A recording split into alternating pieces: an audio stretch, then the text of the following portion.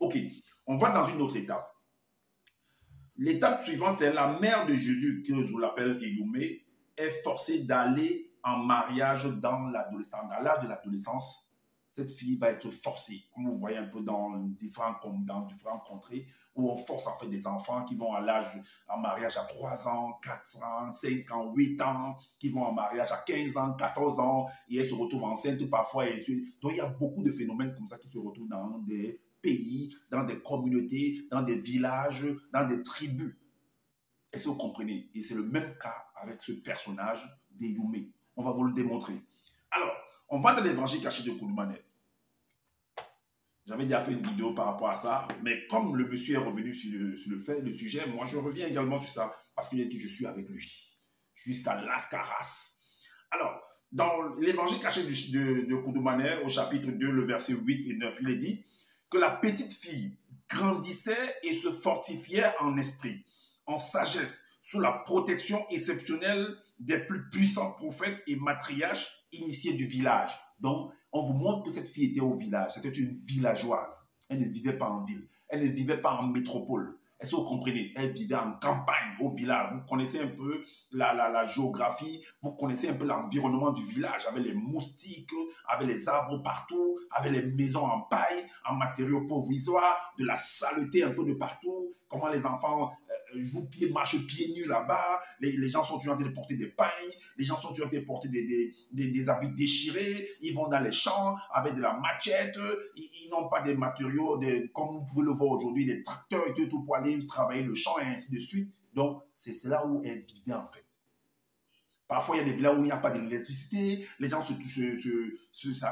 s'éclairent avec des lampes tempêtes, donc des torches parfois, et ainsi de suite. Est-ce que vous comprenez? C'est là où Éyoumé, qui est Marie-Mère de Jésus, vivait, selon ce qui est écrit. Moi, je lis et j'analyse et j'expose. Alors, le verset 9 nous dit, à l'âge de 8 ans, la jeune fille, dont elle était adolescente, c'était une gamine, devint très avancée spirituellement et les yeux de son esprit s'ouvrirent. Elle commença ainsi à voir le monde spirituel, c'est ce qu'ils écrivent. Ok. Maintenant, le verset 10 nous dit, de temps en temps, Éyoumé recevait la visite des entités spirituelles.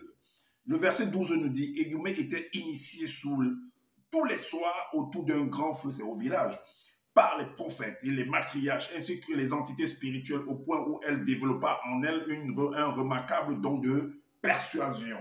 Alors, dans l'évangile caché de Kouloumané, chapitre 13, qu'est-ce qu'il est dit? Il est dit qu'elle va faire la rencontre en fait de quelqu'un, donc d'un personnage que dans les Bibles on appelle Gabriel, que lui l'appelle Ben Ngoudi, d'autres disent que c'est une entité, d'autres disent que c'est un ange. Alors, qu'est-ce qui va se passer dans cette rencontre? On vous dit qu'elle a été forcée en fait, c'était une gamine, c'était une adolescente en fait. Donc on va l'enceinte et on va la forcer en fait d'aller en mariage. Alors, le chapitre 13 de l'évangile caché de Kouloumané, au verset 6, il est dit que Éyoumé à l'âge de la majorité, mais l'âge de la majorité, là, c'était quel âge? Mais pourquoi Zouloula n'a pas donné l'âge de la majorité? Pourquoi il camoufle? Pourquoi il joue? Soit il ne connaît pas, soit il est hypocrite, soit il est mesquin, en fait, il cache en fait. Est-ce que vous voyez? Parce que l'âge de la majorité, on nous dit, dans ce village-là, dans cette contrée-là, dans ce pays-là, quel était l'âge de la majorité à cette époque-là? Il faut nous dire. Alors, Éyoumé, à l'âge de la majorité, se trouvait dans un mystérieux village. Mystérieux, c'est quel village? De Mboabreti. Mboabreti, c'est Bethléem, mais quel village à Boa à Bethléem? Quel village? Qui est dans le territoire de Soma, elle devint une très belle femme, une très belle jeune femme, à l'âge de la majorité. Mais allons voir ce que Zola écrit dans Cantique des Cantiques. Vous voyez que cette fille va être forcée. Dans Cantique des Cantiques, Zola écrit que dans chapitre 8 au verset 8, il est dit que, alors, le titre c'est les frères. Zola écrit que nous avons une sœur. Les frères vont dire que nous avons une sœur. Vous avez le genre de personnes déjà d'enfants que quand les parents veulent déjà l'envoyer vite à Mara parce qu'ils veulent manger la dot, parce qu'ils veulent manger sur elle, parce qu'ils veulent boire le vin sur elle. Donc, ils veulent précipiter en fait son départ pour qu'elle aille vite rester chez elle. Non, parce qu'elle coûte cher déjà à la famille, il faut qu'on la nourrisse et tout et tout. C'est un peu comme si vous achetez un poulet, vous commencez à engrosser en fait le poulet pour pouvoir vendre en fait plus cher. Donc, on va l'engrosser. C'est pourquoi elle était initiée à chaque fois. Donc, on la pompait seulement à l'âge de 8 ans. On la pompait avec les vitamines vitamines, avec l'engrais. Donc, pour qu'elle puisse avoir bonne mine, qu'elle puisse avoir, que les seins puissent vite pousser, en fait, et que le corps puisse vite se développer. En fait, qu'on la vende vite en mariage. On la pousse vite en mariage pour pouvoir gagner de l'argent. Voilà pourquoi ils ont dit ici, dans Cantique des Cantiques, chapitre 8, au verset 8, nous avons une sœur. Elle est trop jeune. Elle n'a pas encore les seins. Elle est trop jeune. Donc, là, c'est une proposition, en fait, de mariage. On est en train de lui proposer, en fait, on est en train de marchander, en fait, sa personne chez une autre personne. On est en train de vanter, en fait, sa personne chez une autre personne, chez un prétendant, en fait.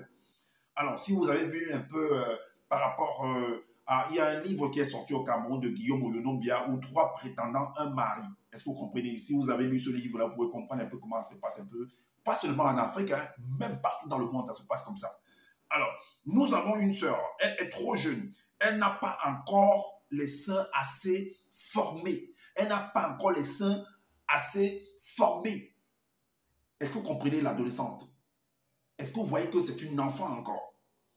Elle n'a pas encore les seins assez formés, mais elle est déjà initiée à la connaissance interdite. Voilà pourquoi à l'âge de 8 ans, Eyoumé était bombardé par les matriarches, les patriarches, les entités autour du feu, au village. On tente de la pomper en fait de la connaissance. Parce qu'on veut vite l'envoyer en mariage. Est-ce que vous comprenez? Donc, on vous montre par là qu'elle a été forcée à l'âge de l'adolescence d'aller en mariage.